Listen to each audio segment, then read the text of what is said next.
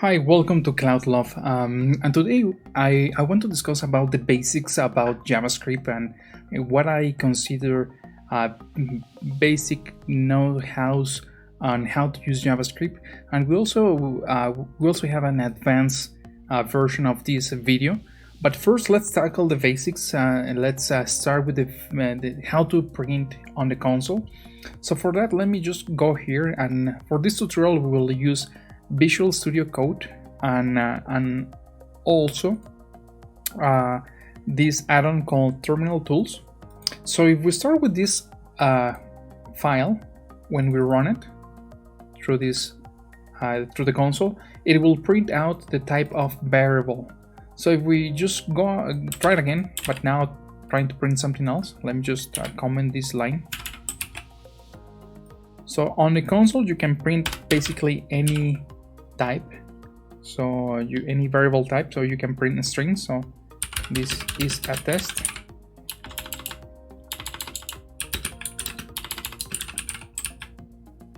Clear run, this is a test. String numbers 1 + 1, 2 booleans, or basically anything. So anything that's in here, you can actually console that and print that in the console. So but another handy feature about console.log is that you can actually pass multiple parameters, and for example you can pass, for example, variable a and also variable v, and print those with a space between them. So what is this useful for? So I use this feature when I'm actually debugging. So for example, I will debug function h. So, or let me create a new one. So function test that will return a value, that we'll see that later, of okay. So let's say that I'm just debugging, so console.log debug, I'm debugging test, and this is, again, I'm running that function. So that function, I'm basically printing in the console that and this is a debug of function test, and this is the result of running that function. So let's run it. So debug test, okay, or basically you can actually remove debug, and that's actually more clear that we are running the function test, and the result of running that function, it's okay, being printed out on the console. So again, very useful, very handy, and just to know that you can pass multiple parameters into the console log. So now let's move out to comments. As you can see in this visual editor in Visual Studio Code, you see that comments are actually shown in green color. So that's for one line comments. So if let's tap it here at the top, so one line comments are written in 2//, and when you want to type multiple line comments, you actually have to type /**, and you have to close them with another asterisk plus another /. So this is a multi-line comment. So comments are part of your code that are basically ignored by JavaScript. So it basically means that everything that's in green here, or that it's a comment, will get ignored, and nothing that it's inside your comment will get executed. So for example, here, everything here will be ignore line 1, ignore line 2, 3, 4, 5, 6, 7, there is nothing. Line 8, we are assigning variable a value Marco. Then we have this comment, that part is ignored. This one is processed, this one is ignored. Then we are jumping to the line 9, this one is processed, this is ignored, and so forth. So again, very useful, and again, I highly recommend you to use comments in your code. So for example, here I have this function, and I just want to add a comment that this function will return okay as a result or you can just add it like I modified this function this date. So I can use your comment. It's better to use comments that don't have anything. So or for example, add the instructions on how to use your library at the top of your file. So again, use your comments. Next, variable types.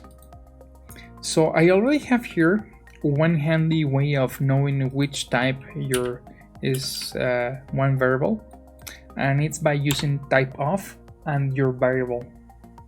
But here I have actually a list of the types of variables. So I have here a string that it's a text with single quotes or double quotes. I have a number or an int. I have a float or a number. It's also a number. It's a float with decimal points. I have a boolean, true or false. I have an object with curly braces. I have an array with square brackets. I have a function that can be defined either this way or this way. Both are valid. And again, the variable age, it's a function, and the variable test, it's a function. So again, that's how you can actually name them. So there are variables that are attached to a function. Here we have an I, that's a null, and we have J that doesn't have anything, and it's considered as undefined. Okay, so that's more or less the types of variables. And then we have how to basically define variables. So we have var, lets, and constants. So let me, actually this is not versus, but this is a comma. So here, as you can see, I'm using let, L-E-T.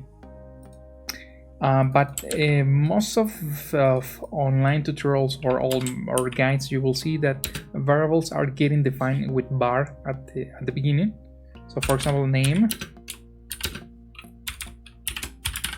Marco Martinez. This is actually perfectly fine and it will work exactly the same as let.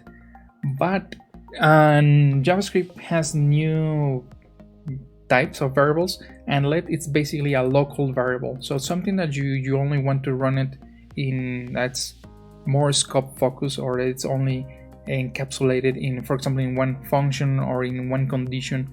As you will see that using let has more advantages than just sticking to vars. So let me just give you one example of that. So for example, let's see that you have here, for example, let me see, name. Yeah, name is a good one.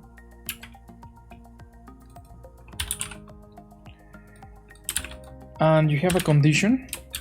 So 1 equals 1. So this will evaluate to true and will run the content of that condition. So let name equals polo. So let's remove this.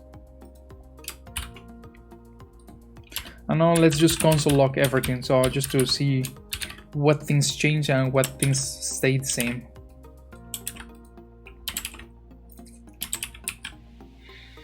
Let's clear the console, run it, Marco, Polo, Marco. So as you can see, when I'm defining name again inside this condition, is not impacted, or is not, or basically, I'm sorry, the thing that's the name that's defined outside is not impacted by my new assignment of the variable name inside my condition if. So again, it's very handy when you're working with loops and you're using local variables. So the local variable let, and again, when you want to keep things short, for example, again, loops are a very good example of you're just using a variable that's only holding the index of the loop. So you want to just to keep that short, and again, you don't want to make mistakes and use it only once. So use local variables for that. And I highly recommend you to switch to local variables instead of assigning variables using var. And constant. So constant is also very handy, very useful. So for things that you know that are not changing. So for example, here we have the reference of JavaScript that I consider it the holy Bible of JavaScript. and actually have it here open, showing one example on how to use arrays and all the methods that are available for arrays. So let's so I know that this URL isn't changing, so let's Bible, yes, something like that. So because I know that this URL isn't changing, and I know that I know that isn't changing, and I know that I want to keep it this URL like this, and I don't want to make any mistakes by reassigning that variable to another with a different value. So to prevent that behavior, you use constants. So for example, if I want to assign a new value to that variable, JavaScript will throw me an error on that. So as you can see, when I'm running here the function, I'm sorry, the file is throwing me an error that variable, it's a constant, and constant can't be reassigned.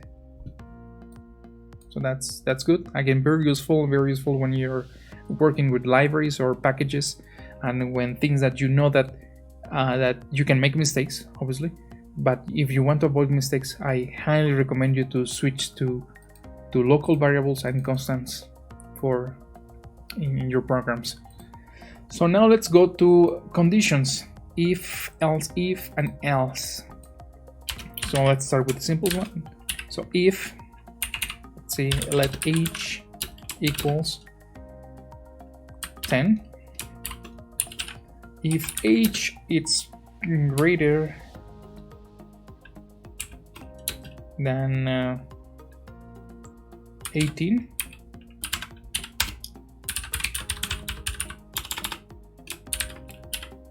you're an adult.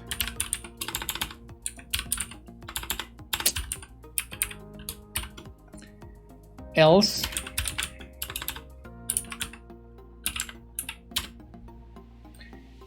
you're a kid.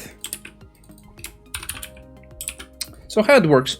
So basically, your condition, that's actually the if condition, if the evaluation of this condition, it's true. So if this is true, it will run the code that is inside this condition. So for example here, age it's equal 10. Now the condition, age it's greater than 18, and the result is false. So as default value, so what happens if this is not evaluating as true? It will run the default. So the default here is else, and else is kid. So if we run this condition, it will print out kid. Let's see here, let's change the value to 20. We know that age 20 is greater than 18, so this will evaluate as true. And yes, you're an adult. So what if I want to chain multiple conditions? So for that, you have to use else if. So else if, and you can actually have as many as you want. So else if. So let me run this down here and have here if the age is greater or equal than 18, you're an adult. If you are exactly 33, you have same age as Jesus. So let's give it a shot. So let's go line by one. So age is equal to 33. That's false because it's 20. So this is false. False. 20 it's greater than 18 or equal than 18. This is true. So it's printing adult. So let's give it a shot. Run it. Adult. Okay, let's just change it to 33.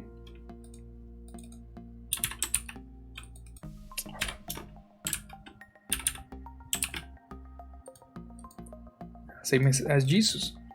So you can see we are using the conditions and also logical operator comparison.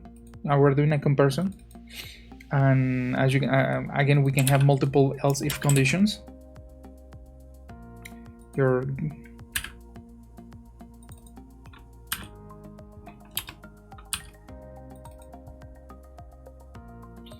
Let's see. Let's move this one to kid. You are a baby. So basically this is like between 18 and between 2 you're a kid. So let's, for example, you have 9 years old. Let's run it. You're a kid. Let's say you only have 1 year. Run it. So you're a baby. You're a baby. So as you can see, when you only have 1 year old, this is evaluating as false. This is also false. This is also false. So the default it's that you're a baby. Okay, that's good. So now let's move to our comparisons and logical operators. So for that, let me just make a list of the ones that I remember at top of my head. So we have equal to, strictly equal to, greater than, lower, less than, greater, equal, less equal, nor, and the logical operators, that's and or. So let's start from with the first one. We are actually already using the first one. It's equal to, but there's something funny about JavaScript, and then JavaScript is a loosely typed language. So it means that, for example, if we change this variable to a string, so they look the same, but they are different. No, for us they are obviously different. Now this one it's 33 as a number, and this one is 33 as a text, as a string. But for JavaScript, that's not the case. For JavaScript, they look exactly the same, as you can see. So when I'm running the function, it's evaluating as true. So if you want to not only to make sure that the value is the same, but also the type, you actually have to use a strictly equal comparison. So now it's exactly the same value but different type, so this will evaluate as false.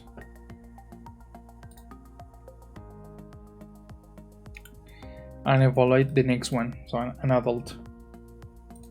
So you can actually do the same for the others, and it will work. So, but again, that's one of the most important ones, and this is also extremely important. So for this one, instead of using our if conditions, I will console.log one example. So 1 it's equal to 1, and the result is true. Yes, it is equal, true. So what if I want the opposite? What if I want to say is not equal to? So for that I have to use the exclamation mark. So this one, it's not equal to 1, or not strictly equal to 1. So this is not equal to 1.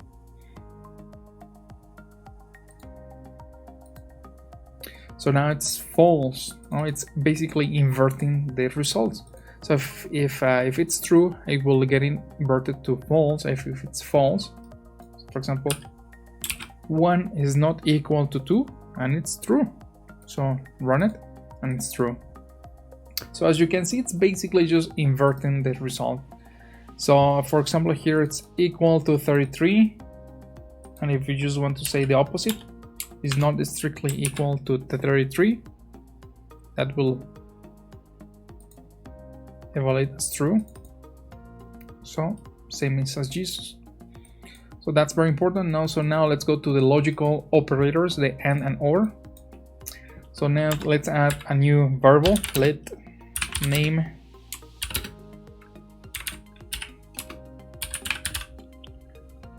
let's change this back to a number.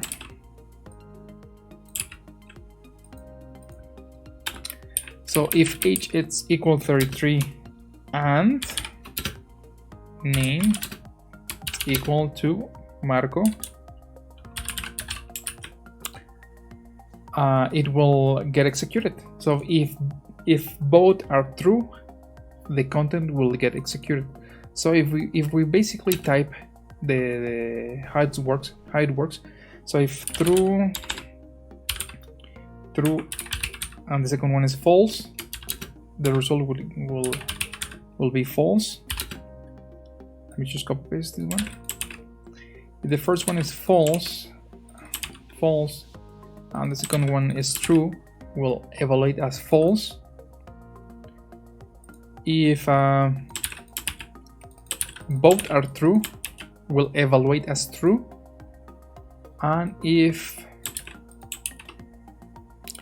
both are false, it will get evaluated as false. And for OR, if one is true, the result will always be true. So this is true, and false and false. So again, let's give it a shot. Let's run it. So age is equal to 33. Yes. Name is equal to Marco, and the result is true. It's both are the same. Yeah, the same.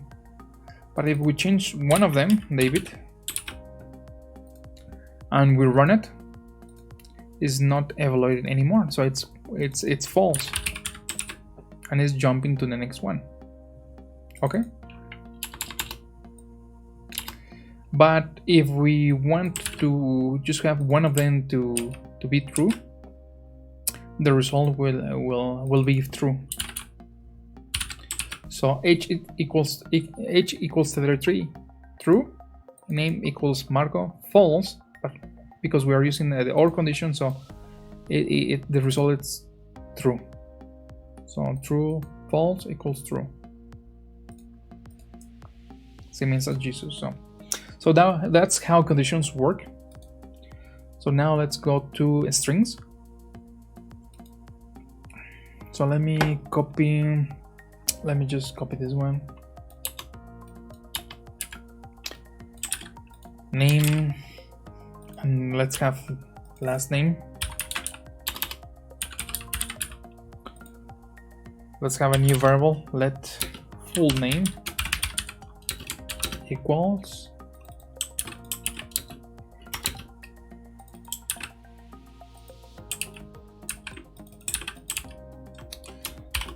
so what happens when I print this one?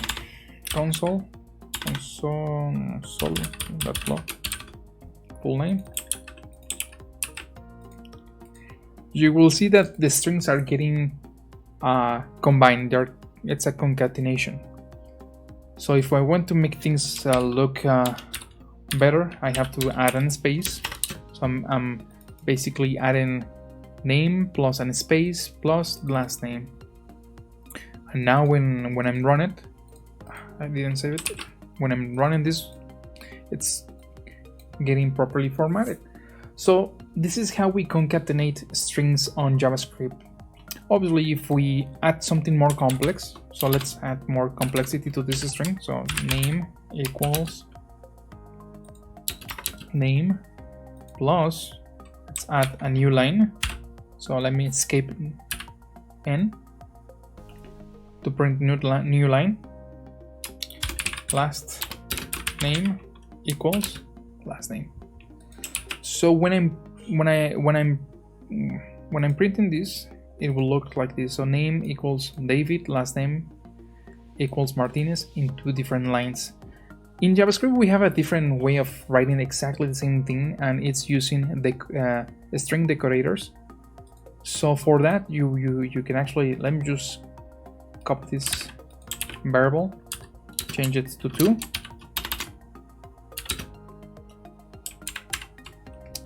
And you actually have to write it this way. So name space $, curly braces, new line. So as you can see, it's a more natural way of writing when you're using decorators. The only thing that you have to worry about is by placing the variables in $, curly braces. But other than that, it's actually more. I find it a lot more simple to write this way. So let me clear it, run it, As you can see, it's exactly the same result. Okay. So now let's jump to functions.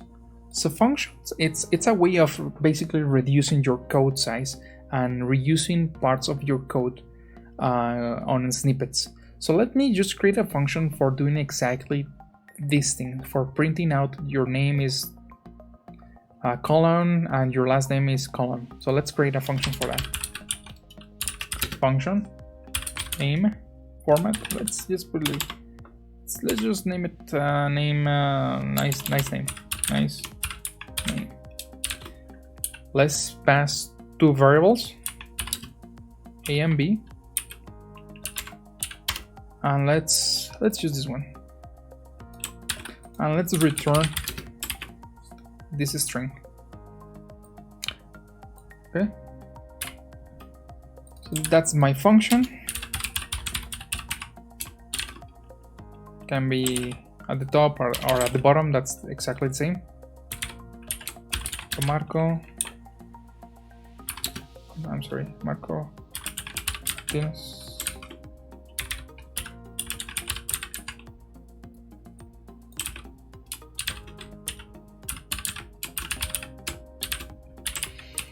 So that will print out exactly oops, I added that. Yes, I made a mistake. I deleted the variable, so I have to use my new variables. Let's clean it, run it. B Martinez. Oh my god, I got duplicated. Okay, cleared. Run it this time. So it's working as expected. And again, because now it's a function, so we can actually reuse the code and have it multiple times and replicate exactly the same result. So Marco Polo, say Reyes, clean it, run it, and it's working as expected. So that's how functions work. And again, here I'm returning a string, but you can actually return any variable type. So remember that. Okay, let me just open the file. We have different variable types. So we have strings, numbers, booleans, objects, arrays, functions, nulls, and undefined. So you can actually return any of those. So you can return a number, you cannot return anything, you can return a null object, you can return an array. So you have more than one option when returning something from a function. And again, it's not mandatory to return to return something. So for example, here let's create a test. Let's create a variable to hold h as 33.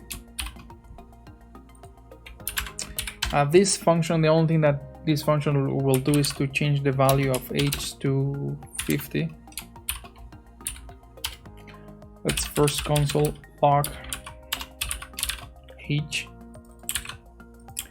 Now let's execute our test function. And let's console.log h again. Clean, run. I didn't say that, I'm sorry. So as you can see, it's working. I'm not returning anything, but I'm modifying a variable, and it's working. So that's another way of writing functions that don't return anything. And now let's jump to arrays and loops. So let's create a new array. It's a list of names, square brackets, Argo, David,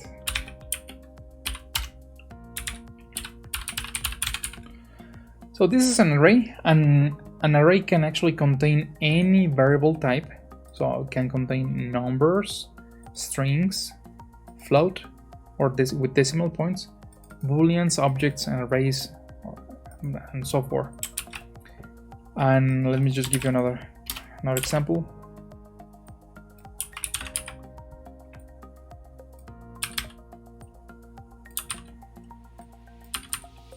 That's another array. So let's console.log the first one. clean run. And just to prove it, let's merge, or let's create a new one, like test.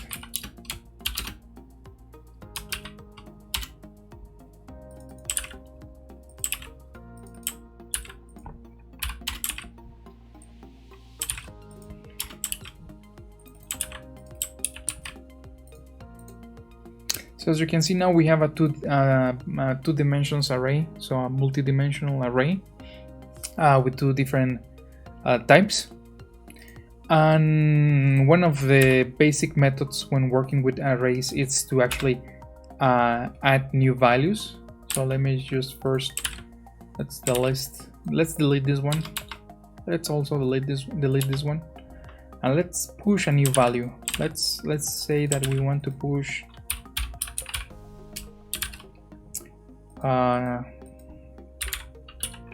Reyes. So when we print this out, it will look Marco David Martinez Reyes. So actually we are adding a new value into this array. And again, arrays are actually, you have a ton of different methods available in JavaScript. So how to filter the arrays, how to do like a map. So if you want to basically return a new array but with modifications, the keys, remove an element from an array, so slice an array. So all those methods are available, and then you can actually see the list, the complete list on our JavaScript Bible here in Mozilla. So now let's access the values of an array. So for that, you have to use square brackets again and the index. So for example, this one, Marco, is index 0. So that's how that's how arrays works. So the first item is index 0, second one is index 1, and so forth. And actually Reyes is index 3. So if we want to console log one value, let's say that I want to access the second value. So for that is I want to console log the index 1 from array last names or L names. Let me delete this one, clear it, and run it. So just we are printing David. And this also applies when you actually want to alter or modify the value of an array. So for example, here I want to alter this value, so David, and I want to change that value to Polo. And instead of printing that value, let's print the entire array, clear it, run it, and yes, it's working. So Marco Polo Martinez Reyes. So it's working.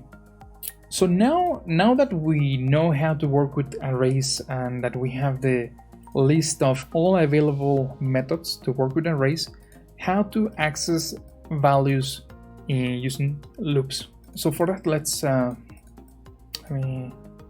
let's create the basic loop. So a for loop. Let's define a variable I equals 0. The condition to run this loop. So the condition is that I it's lower than 3, and the how we want to increment our loop. So or in this case, how we want to increment I. So we want to increment I 1 by 1. And so let's console log this one, console log this loop.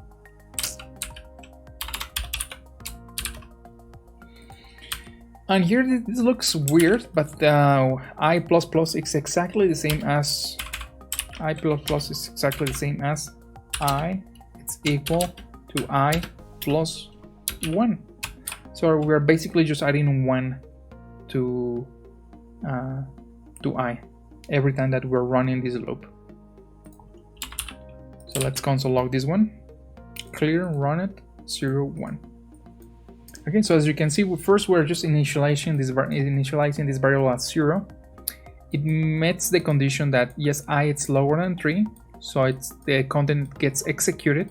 So we're console.log I, and then once the loop is completed, I is getting incremented by 1. So we can also write this format. So I equals I clear run. Okay. And we have another method of writing loops, and this is the while loop. While, for that, let's assign the variable outside, j equals 0. While j it's lower than 3,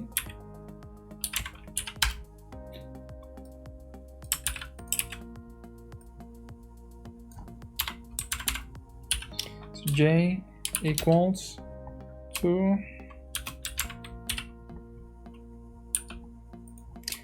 then we have to increment it by 1. So again, it's basically the same thing. So let's clear it, run it. So I is 0, 1, 2, and j is 0, 1, 2. So they're basically the same. So now how to use this loop in our advantage and access all the values from one array. So let me just console log this one. Comment this one. And that now that we know that in order to access the values from one array, we have to specify the index. So let's use that. So let's square brackets and I to print basically all the content from one array. So Marco David Martinez. So it's working. But this is such a common thing that JavaScript created actually more for loops for exactly the same thing that we're doing here, is that accessing all the values from an array. So let me show you one of them. For define our variable I in names. So basically let's assign the i's or index, and so i's each index in our array. So basically we can just actually copy paste this console log and it will work exactly the same. So let me just move this away. Let's run it, and it's producing exactly the same result. So it's shorter, it's more compact, but we actually have a actually shorter version of this. It's for let I of names. So instead of assigning the index to the variable I, it will assign the value to the variable I. So console.log I clean run Marco David Martinez. So in other words, if just copy paste everything here, so you can see we see a clear difference in size and fewer lines, it's shorter, it's exactly the same. So as you can see, for me, it's exactly all of them are valid and are actually exactly the work exactly the same and produce exactly the same results.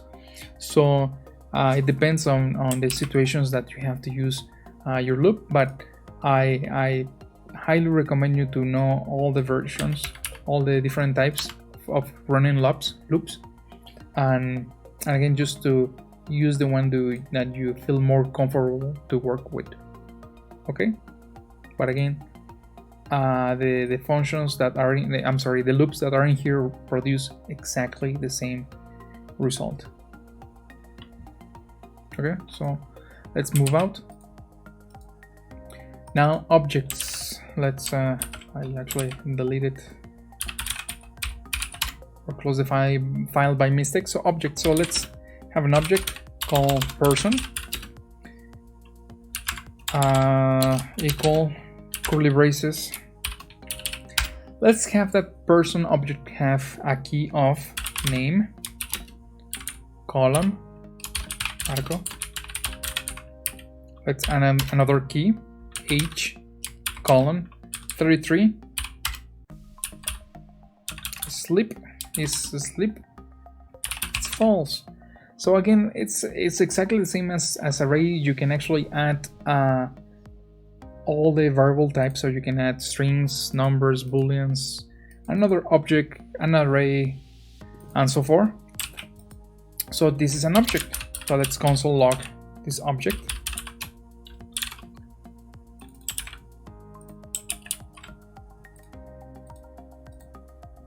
And yes, this is the format of the object. And the way you actually read it is that the person object has 3 keys. The key name has value Marco Martinez, the key age has value 33, and the key sleep has value false.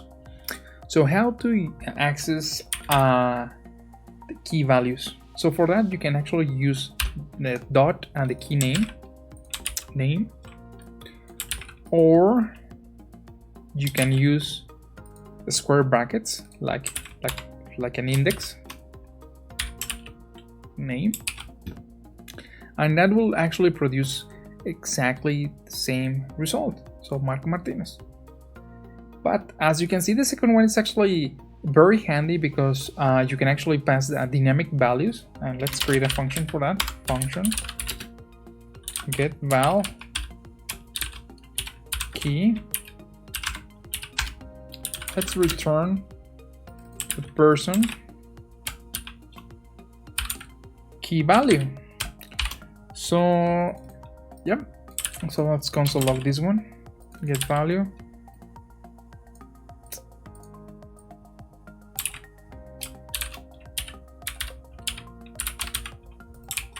So as you can, when we run it, it will reproduce the same result. So you actually have 3 different ways of accessing key values.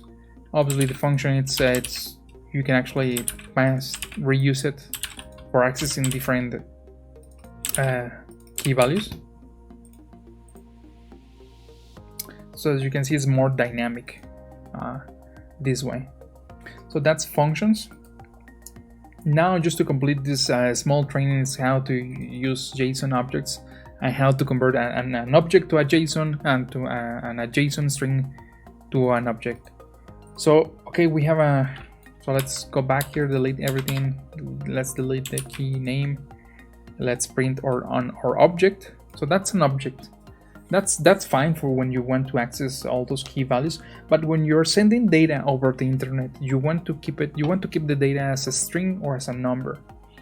So to convert your object into a string, you have to use this the JSON.stringify. So you are basically converting your object into a string, and you will see the difference. So this is the result, and it basically we have the invert. So if we have a string, JSON string,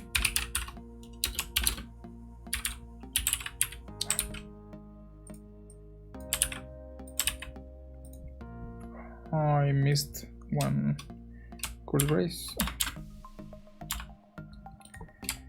We can convert that back to an object using JSON.parse. So again, this will come handy later in our videos when we will start working with REST APIs and also HTTP requests. Again, that's very handy, and again, it's very basic, just to know exactly how to work with JSON objects and how to convert them from string to object and vice versa. So I hope that you like this video. Again, we have more topics to cover later in our advanced video, but again, this is the basic, and for me, if you know the basic, you're already more than a developer. So you have the basic, you have the foundation to start working on basically on any project, and basically just tackle small projects with this basic knowledge. And again, I hope you like it. Hit the like button if you like it, and have a wonderful day. Bye.